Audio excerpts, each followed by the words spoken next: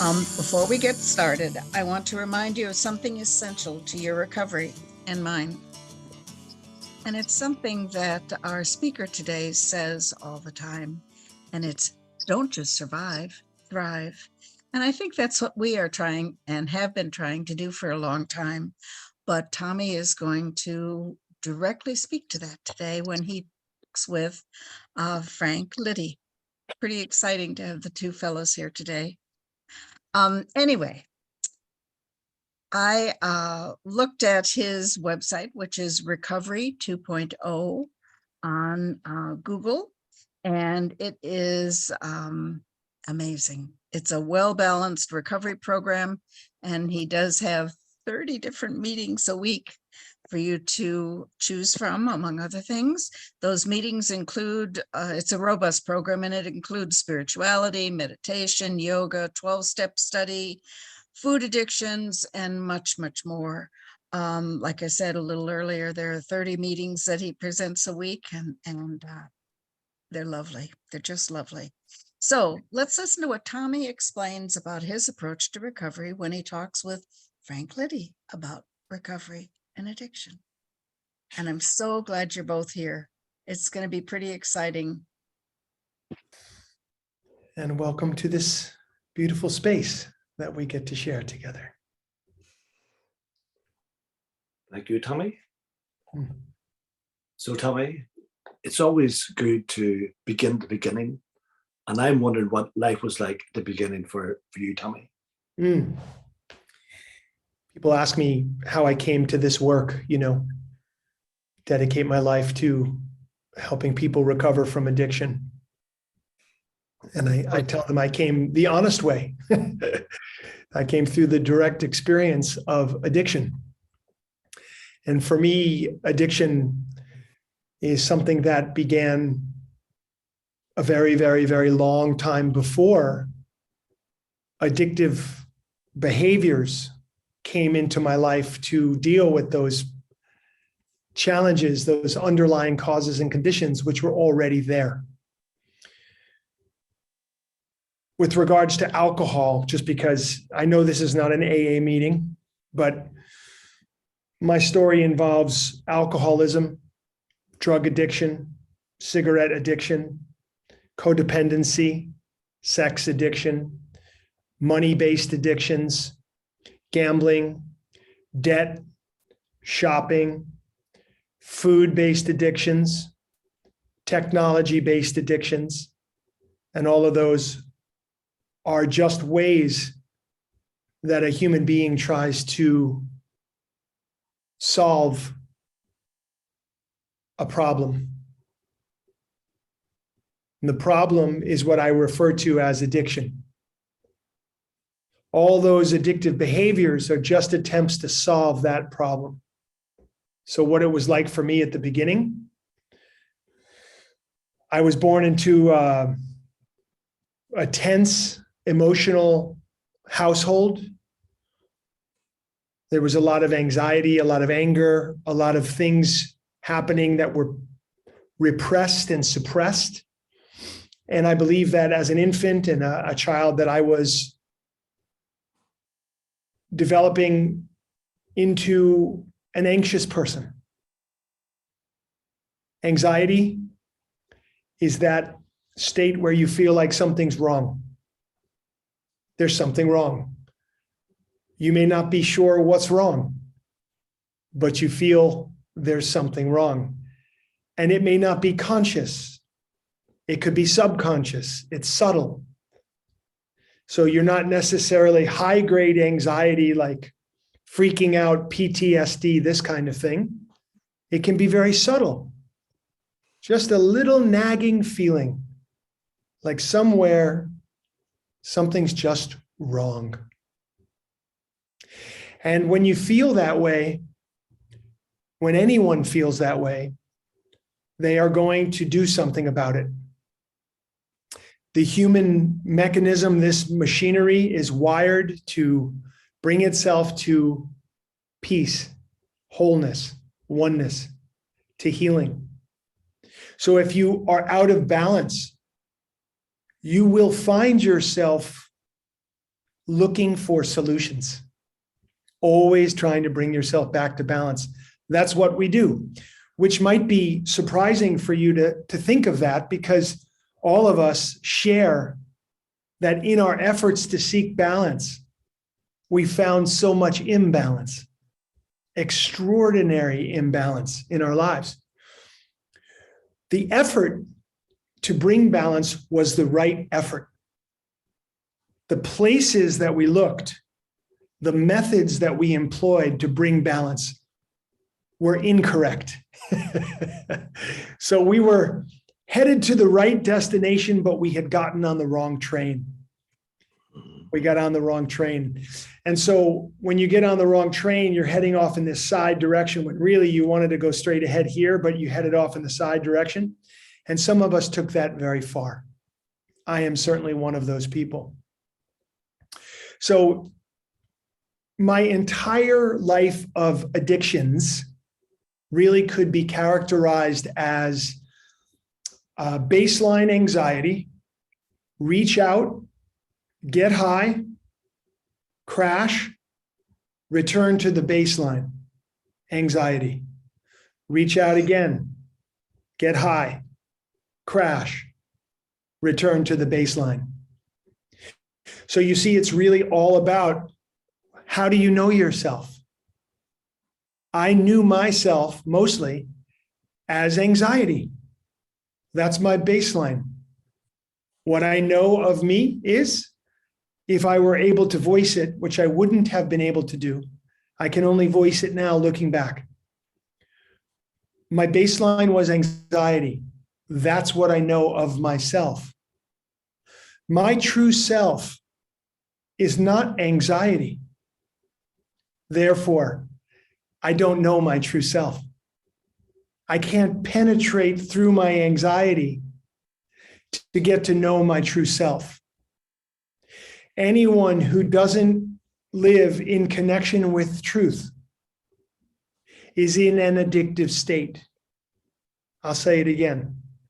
Anyone who doesn't live in truthful connection to themselves, to what you actually are, is in an addictive state. And it's uncomfortable and it's painful. Now, at some point in my life, I don't know the day, I don't know the week, I don't even know the year, I realized that I could change my behavior to get somebody's attention, that I could change how I showed up in the world to receive approval. I witnessed it in front of my face when I was a child. And I made a decision. It is better to change who you are and get the approval of the outside world than to remain in integrity with who you are and risk not getting it. On that day, when I made that decision, I entered an addictive cycle in my life, which would not be healed fully for decades to come. Because of leaving my true self, we'll say the lost self, I became the lost self. One of my colleagues, Nikki Myers, she talks about codependency as the disease of the lost self. I became lost from myself. I entered the world of pain, and I started to look to the external world to solve my inner problem, which never works. And as I told you at the beginning, I looked in all these different places to try to solve this problem, but ultimately I couldn't do it.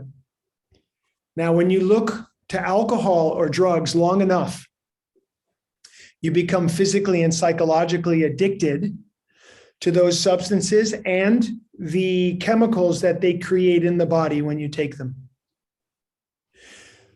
They become a poison in your life. Now, the core problem, the disease of the lost self, the fact that we're not connected to our truth, that core problem is now covered over by another problem. Now you have something called alcoholism. Now you have something called addiction. Until you remove the problem of addiction, you will not be able to solve the core problem. You will not be able to reconnect with true self. You will remain seeking forever the hungry ghost, never able to find what it is you've been looking for your whole life. And it's right under your nose the whole time. All you have to do is stop running, stop chasing, learn to sit down, calm down, cool down, calm the mind, begin to work with the body through our evolutionary practices of yoga and breath work and meditation. Do the healing work of the 12 steps to be able to help you to release the problem you've laid over the problem, your alcoholism, your drug addiction, your sex addiction, your food addiction, whatever it is, being in that addicted state of disconnection from the self. We start to return home to the self, and then we begin to practice for the rest of our life, one day at a time. The reason why drugs and alcohol are so problematic for us is because we are incredibly sensitive beings, and we've trained ourselves in the way that I'm describing how I trained myself into addiction. If I train myself into addiction, I can train myself out. So why do we do 90 meetings in 90 days?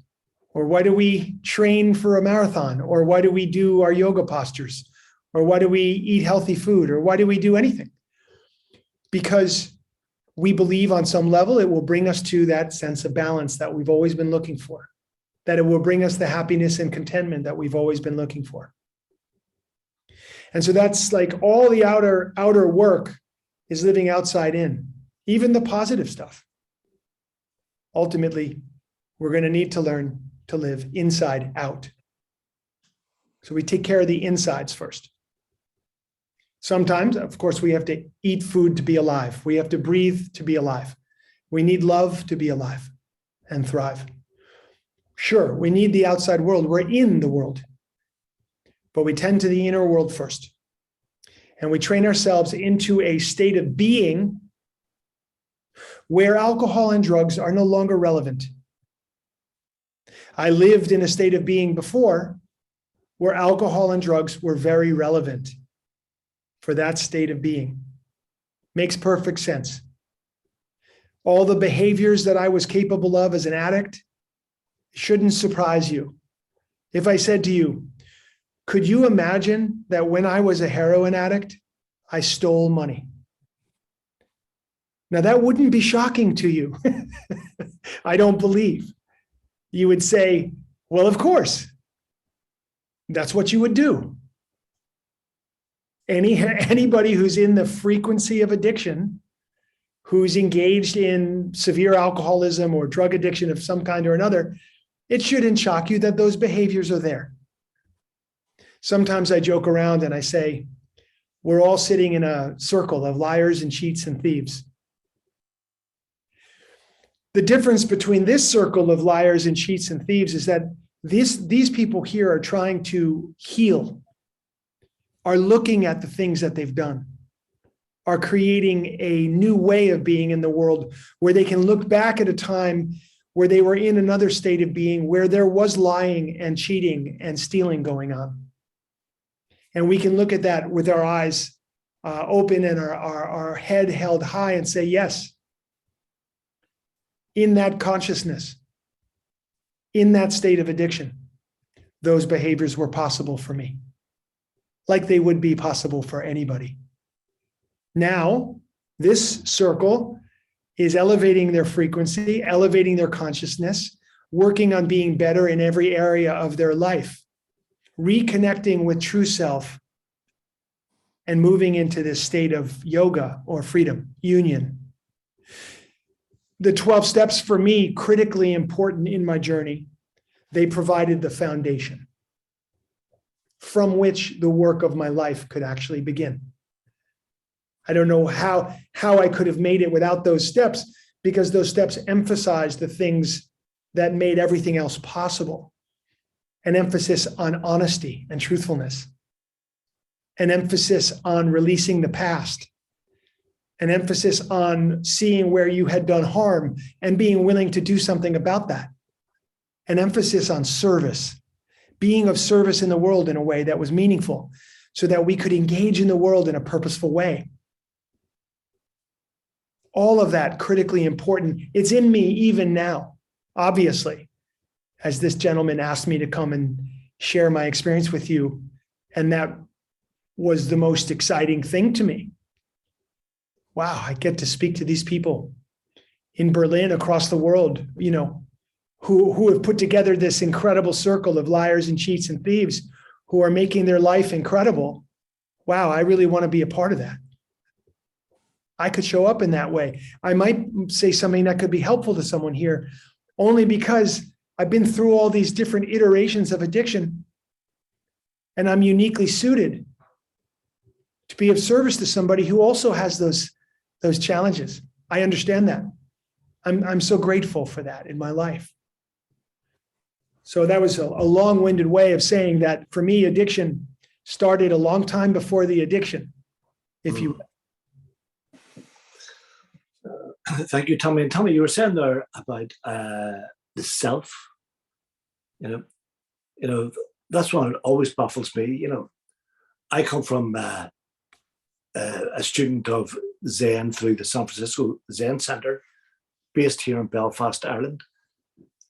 And could you say a wee bit more then about the self? What is the self? Yes. When I talk about the self, the capital S, self, I'm talking about what we are in our essence. What we are in our essence. Luminosity, pure consciousness. The consciousness that's running through me is the consciousness that's running through you, through your lenses, through your perceptions. But there's a greater consciousness around us. Some people refer to it as God. Some people will refer to it as the divine intelligence or higher power, great spirit, nature itself. Some people refer to it as the quantum field. This body is just a physical body. There's nothing to it if it's not illuminated. There's a force that creates the possibility of life that is all around us and running through every cell in our bodies. We are not separable from that. It's impossible to separate from God. So what's all this business about self and connecting with a higher power? If we're always connected to God, what's all this business about how we have to connect with a power greater than ourselves? In our core, we are perfect. Perfection.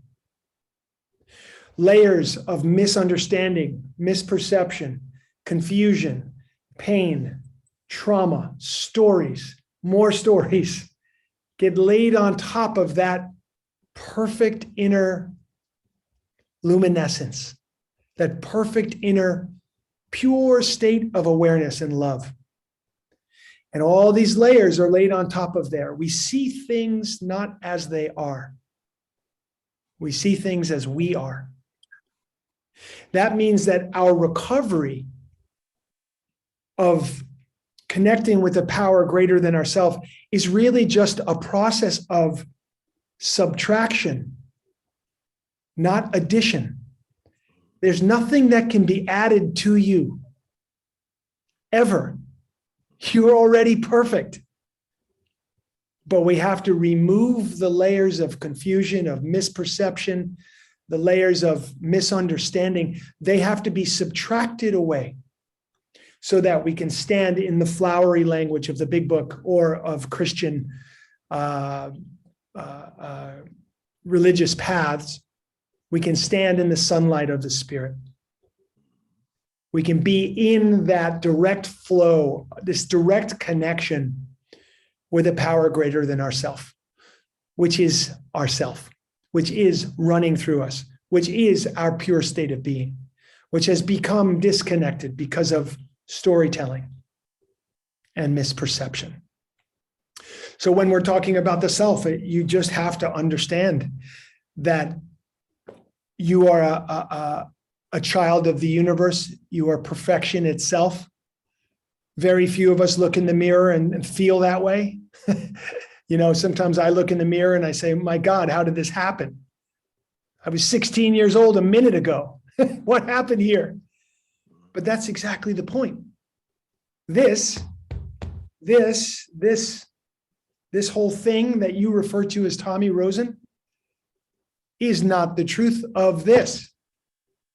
It's not the truth of this. This is changing, and this will go. Raise your hand if you have a sense that someday you're going to die from this body. Only a few? Okay, some people listening. Yeah, this is going to go, but something's going to remain and continue.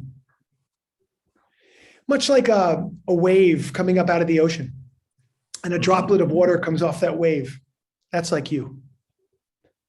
And that wave will crash back down into the ocean. That little drop of water will drop back down into the ocean, into the greater consciousness that is. So the self is here. A human being is the self in this physical being. It's a soul, a spiritual being that is incarnated into this physical place. And now we are working out a bunch of things in this contentious marriage between flesh, the physical, and spirit. And both things are very much happening here. And we have to navigate this space. We've come to learn things. And when we're done with this shell, the learnings we will take with us, the consciousness we will take with us, and we'll merge back into the one.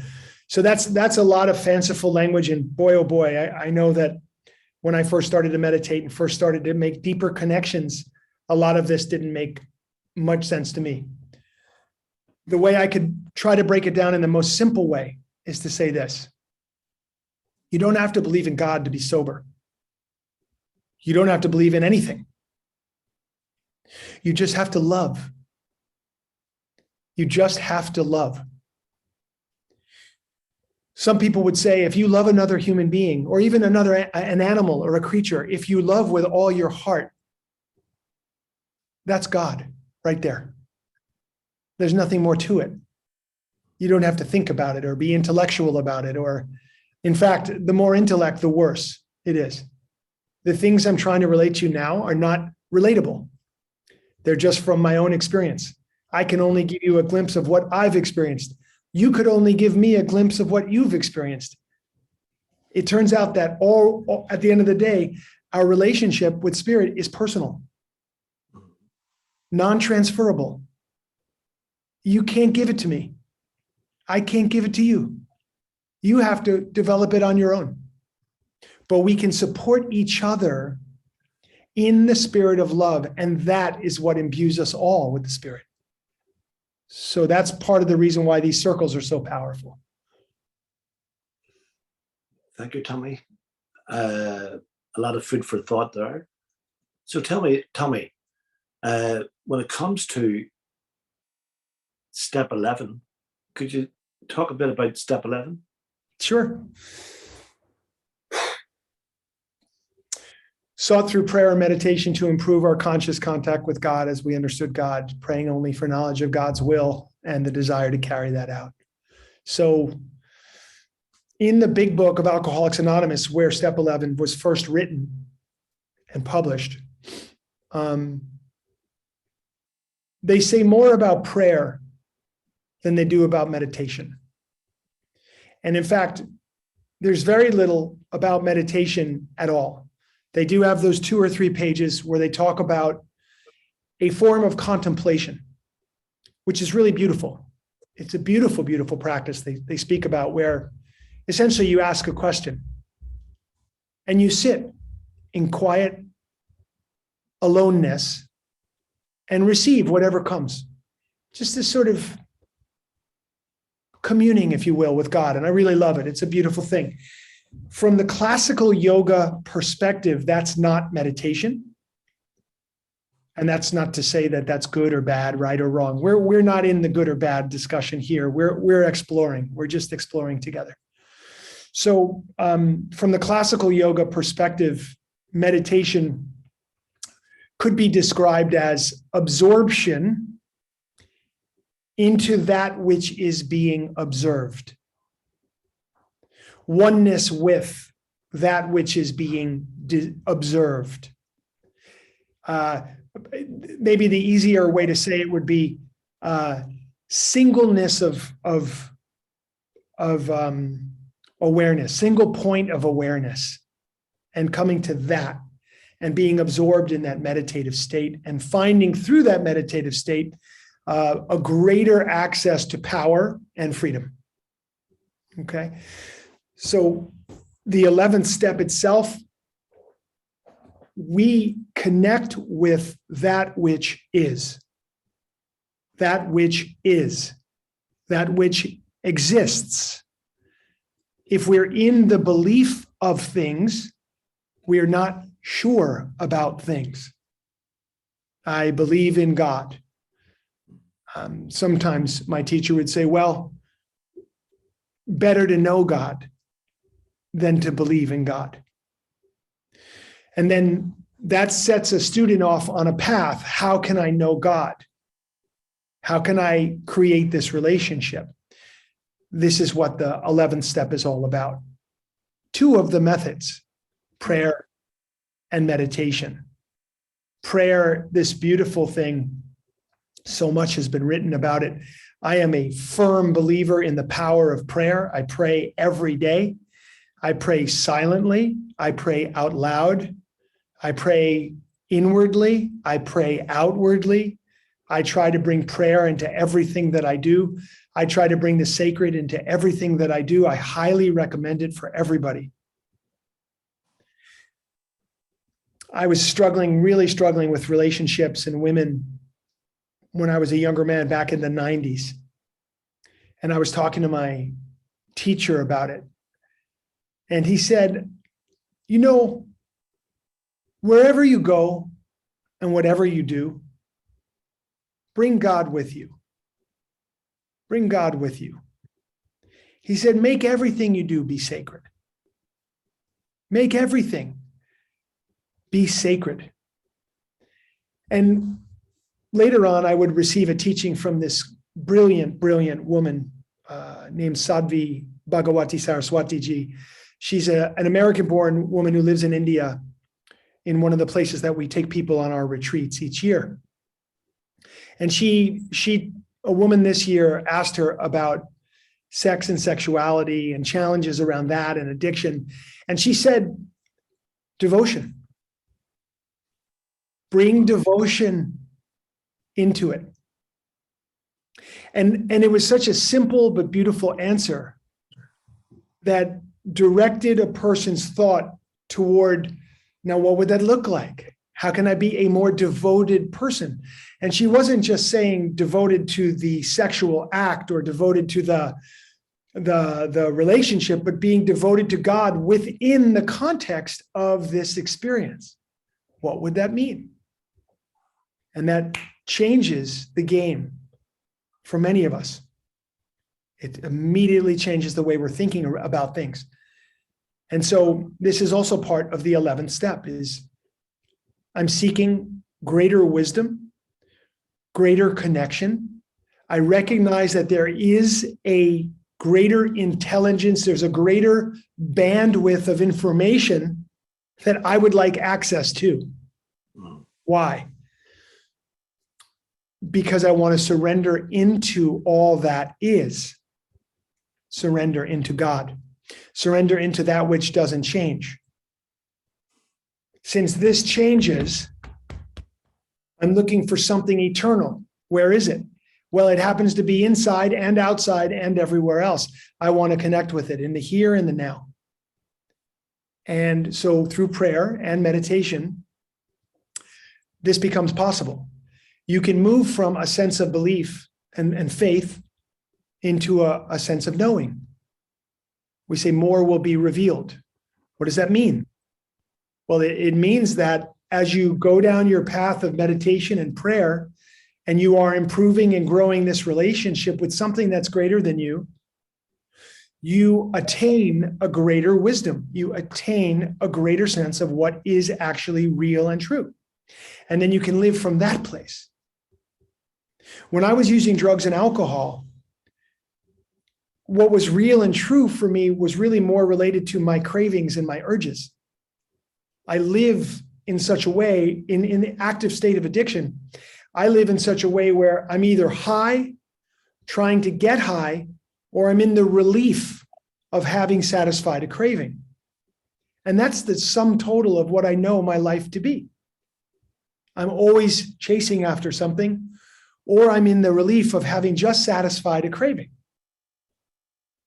And that's a very sad state of mind to be in, because one mistakens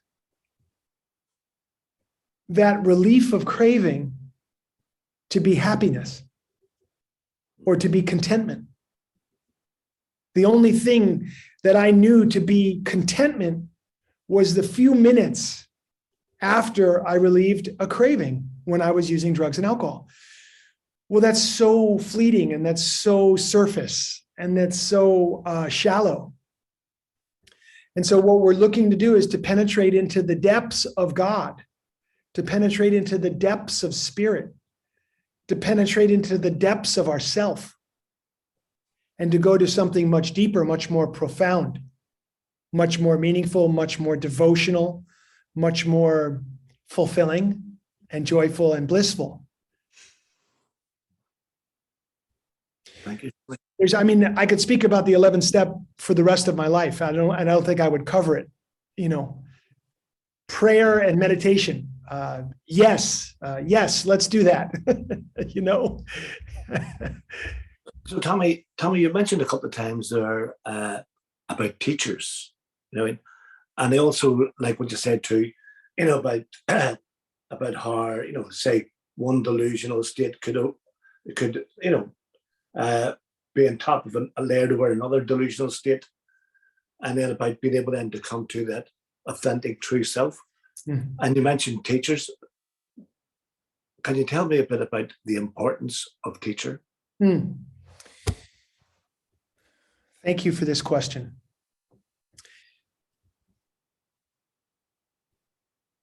So I'm going to start coming at this from a perspective of the concept of grace.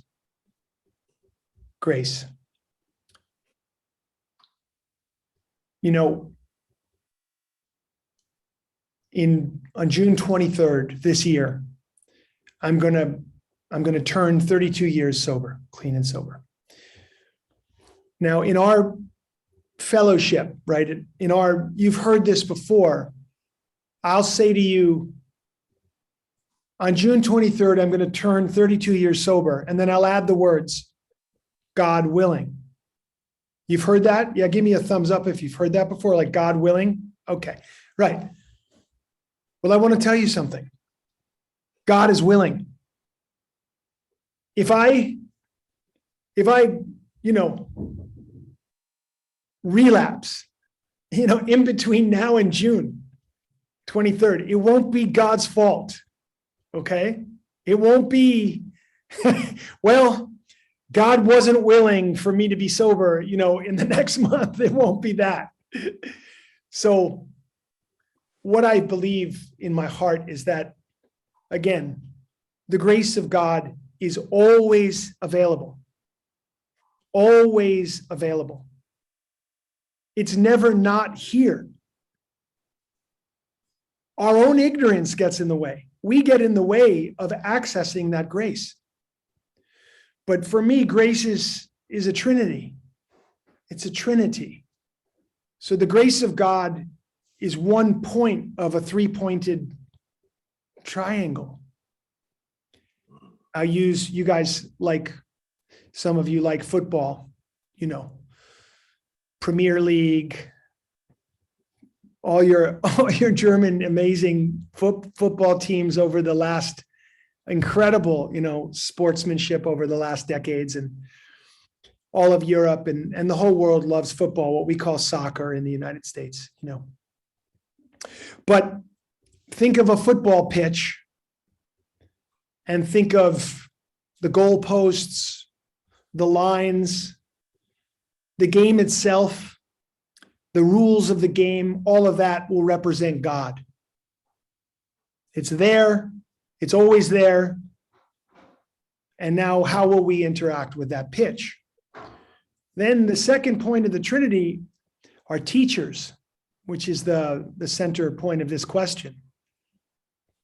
If you don't know how to play the game, or you want to get better at that game, you need a coach. You need a teacher. You literally can't play. You can't play well at a high level. You can't be all that you could be unless you have an amazing teacher. You have to. Nobody learns the game of football by themselves, in a room by themselves. Nobody. You have to get out there and you have to connect with a teacher. And then the third point of the Trinity. So the first point of the Trinity is God, the grace of God. Well, it's there. The field exists. The second point is a teacher. You have to learn the game. And the third point, which completes the Trinity, is you. You are a part of the grace of God, just the same way you are God. And it's running through you and is inseparable from you. If you see the football pitch and you learn the game, but you refuse to step onto that field, it will not matter how good your teacher was. It will not matter that God, the grace of God, was there for you. It will not matter. You complete the Trinity. Nobody can do it for you, but you can't do it alone. You've heard that before. Oh, yes. Oh, yes. And so the Trinity of grace is a key teaching to understand how you can become great in this world and leverage what you are into something more than you could ever have been. And that happens through great teachers. And thank you for teaching me tonight and us all here, Tommy. And if God willing, on the 23rd of June, next month, I'll be 30 years sober. That's amazing. Is that true? That's true. Oh, yes. We share the same day?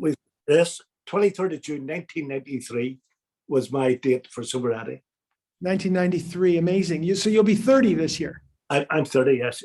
You've got that 2 years, yes. Okay. And then what I was told is that things get easier after 30 years. Is that right? Yeah, man. That's funny. It's not been my experience. It's just been another incredible opportunity each day.